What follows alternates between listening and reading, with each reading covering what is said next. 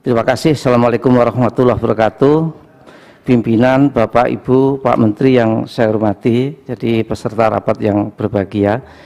Jadi saya pikir begini, Pak Menteri ini kan mantan bupati. Yang mesti Bapak yakini itu satu, bahwa misalkan ini saya bicara tenaga honorer aja. Tenaga honorer itu perlu apa tidak ini menurut Bapak? Kalau kita berbicara lapangan, misalkan Bapak bicara di Banyuwangi, di Jember, di Pasuruan, dan sudah. Ini tenaga honorer ini masih perlu apa tidak? Itu keyakinan itu yang harus ditimbulkan. Kalau menurut saya, sepengetahuan saya, bahwa tenaga honorer itu masih diperlukan karena tenaga ASN-nya kurang. Itu yang mesti harus diyakini. Kalau itu sudah diyakini, maka tugas Bapak barangkali harus menyelamatkan yang tertinggal ini.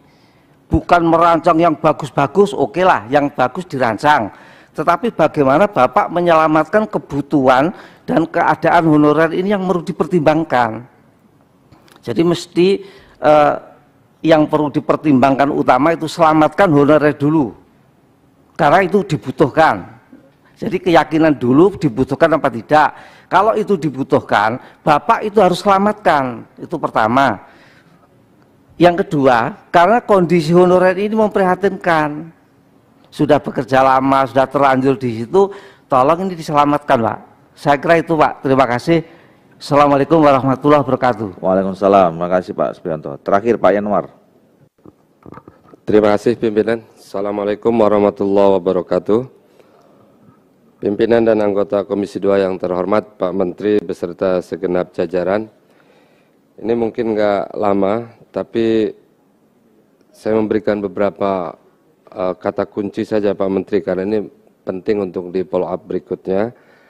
Pasti hari ini kita tidak bisa mendalami seluruh isu yang tadi kita bicarakan secara lebih detail, sehingga ke depan perlu lagi waktu khusus Pak Ketua untuk pembicaraan lebih lanjut. Itu yang pertama. Yang kedua, hari ini saya mencatat 5 hal pointers yang kita bicarakan. Yang pertama, penyelesaian tenaga non-ASN. Yang kedua, reformasi birokrasi tematik. Yang ketiga, transformasi pelayanan publik. Ini soal digitalisasi.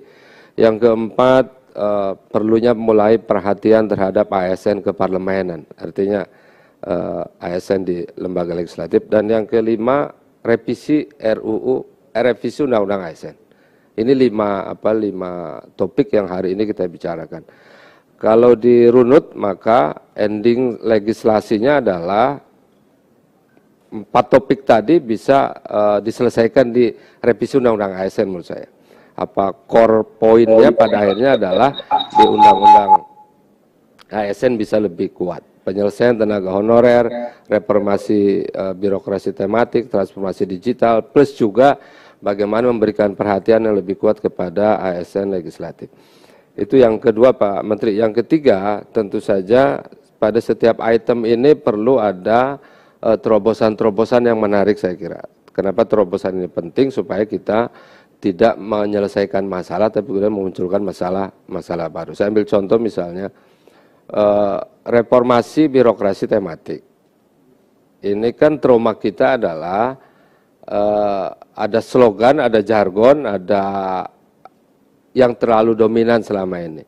Sehingga ke depan kan perlu ada perbaikan. Contoh misalnya reformasi birokratik penanggulangan kemiskinan. Ini kan kalau ini kita sebut vision, maka itu akan merubah target, akan merubah cara kerja, merubah strategi, merubah mindset, merubah mental, merubah pola kerja, merubah hubungan antar, hanya khusus untuk bagaimana menanggulangi kemiskinan. Jadi kalau mau diturunin lebih dalam lagi, itu mesti aspeknya banyak sekali. Nah, saya menyarankan bahwa ini jika mau serius, itu di-drive ulang lagi, diturunin sampai ke level yang lebih bawah. Karena kalau visi berubah, otomatis target kerja berubah, cara kerja berubah, pola kerja berubah, persyaratan SDM juga berubah. Nah, saya penting memberi tekanan ini supaya kita tidak lagi terjebak kepada slogan-slogan di masa lalu. Kayaknya kalau dulu kan gampang sekali Pak Menteri. Oh, kita mau bikin apa? Pokoknya pariwisata maju. Wah, Indonesia maju pariwisata. Tapi di bawah, di prakteknya nggak nampak. Artinya tidak nampak penyesuaian terhadap slogan itu. Sehingga ini ke depan tidak boleh lagi terjadi. Nah, yang terakhir mungkin yang ingin saya sampaikan, saya memberikan apresiasi ini prinsip dasar penyelesaian tenaga honorer ini meskipun nggak gampang, ini prinsip dasarnya rumit juga Pak Menteri. Bagaimana tidak ada pembengkakan anggaran tapi menghindari PHK massal, kesejahteraan ASN-nya tidak berkurang dan seterusnya.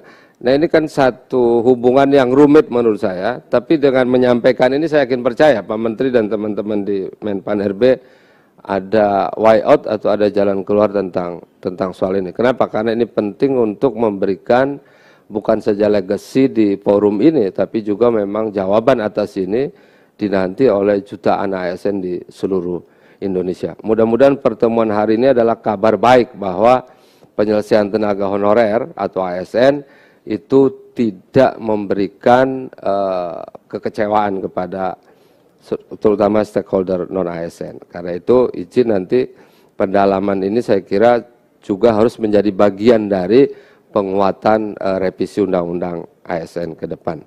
Jika target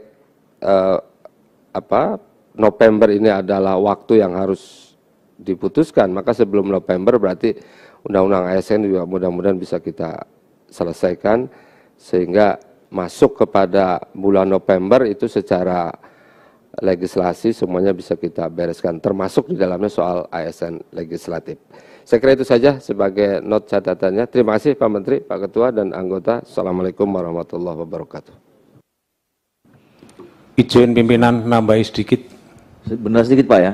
Kita jam 1 soalnya udah Menteri ATR BPN lagi. Baik Pak, silakan. 2 menit saja. Yang pertama, rekan-rekan honorer di seluruh Indonesia yang saya hormati.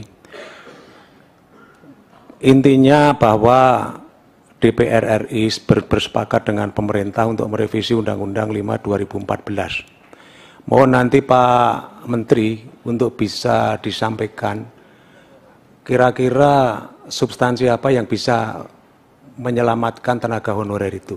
Terima kasih. Assalamualaikum warahmatullahi wabarakatuh. Waalaikumsalam warahmatullahi. Baik, Bapak Ibu sekalian, Saudara Menteri tadi sudah mendengarkan semua, banyak sekali nih. Sampai 13 orang yang menyampaikan pandangan, masukan. Kami persilakan sebelum kita masuk kesimpulan. Pak sekalian saya hormati, pertama bagi kami honorer itu penting untuk pelayanan publik. Jadi kami tidak ingin jawab semuanya karena waktunya pendek Pak Ketua, nanti akan kami jawab tertulis. Jadi sangat penting untuk pelayanan publik. Jadi begini, kami sekarang terus intensif sungguh-sungguh untuk menyelesaikan soal ini. Jadi Pak, yang terakhir tadi penting nggak? Bagi kami penting, karena di daerah kalau tidak ada honorer itu di beberapa sisi lumpuh pelayanan publik Pak. Karena memang ASN-nya terbatas. Oleh karena itu, kami intent dengan pimpinan komisi untuk mencari alternatif, dan sekarang kami sedang jalan juga dengan Asosiasi Bupati se-Indonesia, dengan Asosiasi Provinsi se-Indonesia, dan juga Asosiasi Wali Kota se-Indonesia, untuk mencari titik yang paling aman dari guiding principle tadi.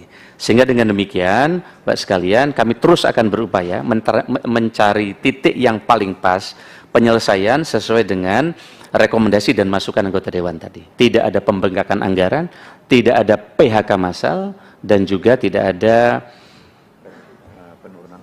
penurunan pendapatan. Dan ini kami sedang matangkan terus dengan pimpinan, dengan apeksi dan apkasi. Memang ini tidak mudah, tapi insya Allah kami sudah mulai kelihatan alternatif penyelesaiannya. Sehingga dengan demikian harapan kami tidak terlalu lama juga dengan anggota pimpinan Dewan dan juga para asosiasi untuk menyelesaikan ini. Terkait dengan beberapa data yang sudah mereka dapat formasi tapi belum ada pengangkatan, ini dengan beberapa keputusan di pengadilan ini memang sedang akan kita evaluasi. Sebagian ini daerah tidak mengusulkan terkait dengan formasi yang mereka perlukan.